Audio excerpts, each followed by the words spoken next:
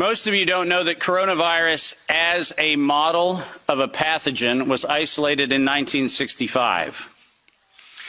Coronavirus was identified in 1965 as one of the first infectious replicatable viral models that could be used to modify a series of other experiences of the human condition. It was isolated once upon a time associated with the common cold.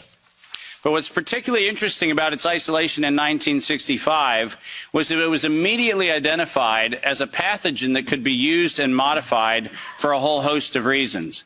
And you heard me correctly, that was 1965. And by the way, these slides are public domain. You're welcome to look at every single reference. Every comment that I made is based on published material, so do make sure that you look at those references. But in 1966, the very first COV coronavirus model was used as a transatlantic biological experiment in human manipulation. And you heard the date, 1966. I hope you're getting the point of what I'm saying. This is not an overnight thing. This is actually something that's been long in the making. A year before I was born, we had the first transatlantic coronavirus data sharing experiment between the United States and the United Kingdom. And in 1967, the year I was born, we did the first human trials on inoculating people with modified coronavirus. Isn't that amazing? 56 years ago, the overnight success of a pathogen that's been 56 years in engineering.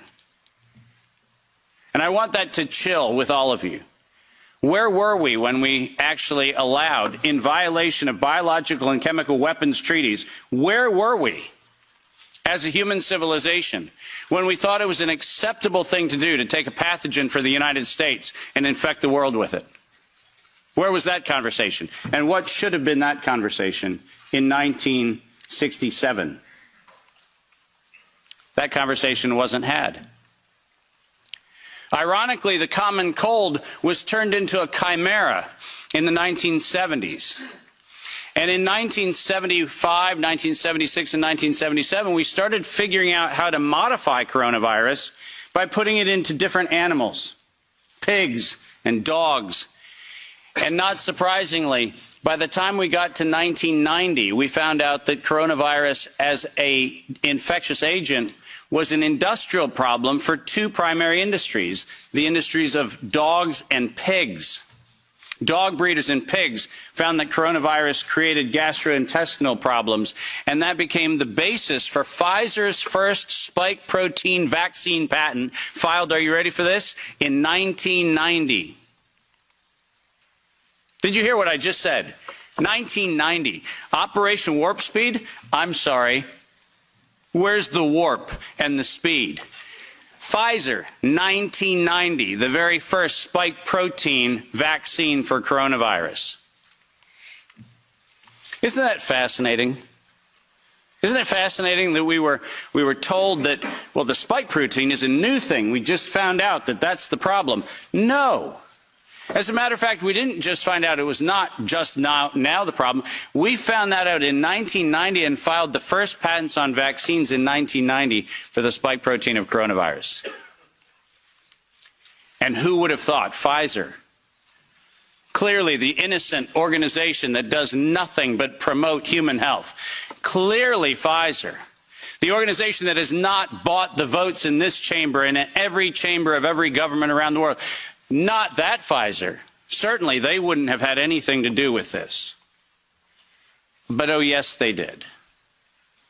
And in 1990, they found out that there was a problem with vaccines. They didn't work. You know why they didn't work?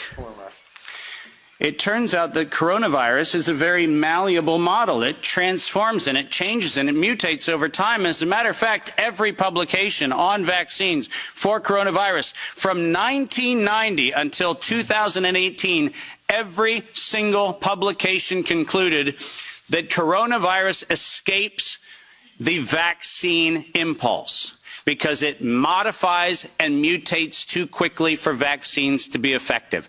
And since 1990 to 2018, that is the published science, ladies and gentlemen. That's following the science. Following the science is their own indictment of their own programs that said it doesn't work. And there are thousands of publications to that effect, not a few hundred, and not paid for by pharmaceutical companies. These are publications that are independent scientific research that shows unequivocally, including efforts of the chimera modifications made by Ralph Baric in the University of North Carolina, Chapel Hill. All of them show vaccines do not work on coronavirus. That's the science. And that science has never been disputed. But then we had an interesting development in 2002. And this date is most important. Because in 2002, the University of North Carolina, Chapel Hill patented, and I quote, an infectious replication defective clone of coronavirus. Listen to those words, infectious replication defective. What does that phrase actually mean? For those of you not familiar with language, let me unpack it for you. Infectious replication defective means a weapon. It means something meant to target an individual, but not have collateral damage to other individuals. That's what infectious replication defective means. And that patent was filed in 2002 on work funded by NIAID's Anthony Fauci from 1999 to 2002, and that work, patented at the University of North Carolina, Chapel Hill, mysteriously preceded SARS 1.0 by a year. Dave, are you suggesting that SARS 1.0 wasn't from a wet market in Wuhan? Are you suggesting it might have come from a laboratory in the University of North Carolina, Chapel Hill? No, I'm not suggesting it. I'm telling you that's the facts. We engineered SARS. SARS is not a naturally occurring phenomenon. The naturally occurring phenomenon is called the common cold. It's called influenza-like illness. It's called gastroenteritis. That's the naturally occurring coronavirus. SARS is the research developed by humans weaponizing a life system model to actually attack human beings. And they patented it in 2002.